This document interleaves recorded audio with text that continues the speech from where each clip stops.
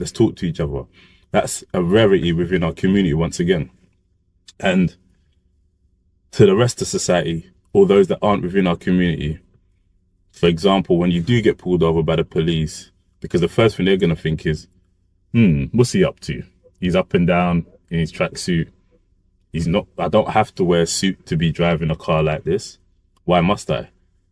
But then if John from up the road, my white boy John from up the road, if he's driving the very same car, he could be smoking a fag out the window, music blaring, pull up right next to police and just speed off. But when I say speed off, just rev off and maybe not get pulled over. Whereas I could be as humble and subtle as possible, windows up, music low, and just chilling.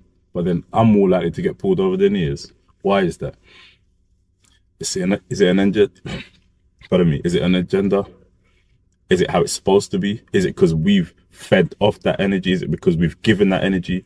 And more so to say, which isn't right, if you do happen to get pulled over, guys, which I have had many times, which is very unfair, step out the car, be polite to an extent, because energy feeds off energy. Look, I'm not going to bow down to no man, whether it be Babylon, whether it be society, whether it be the next man, whether it be, because if I'm right, I'm right, right? But if you're wrong too. You can't be wrong and strong.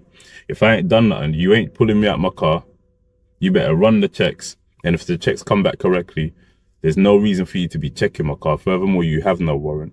And furthermore, unless there's a reason or cause or probable cause, I don't see why you're sniffing around, And they'll go to the further extent sometimes, and they might want to do a full check of the exterior of your vehicle, which is fine too.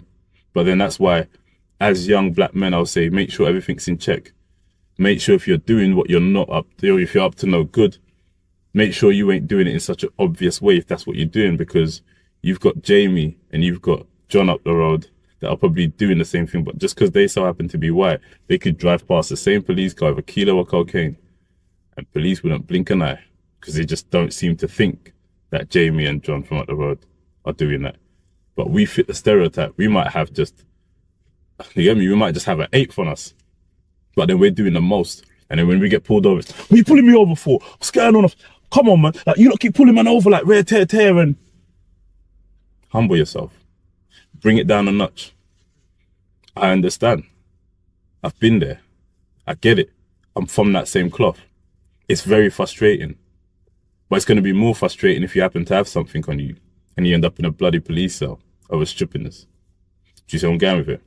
And for the most part, that same mentality that a lot of you men are using, a lot of you young guys are entrepreneurs.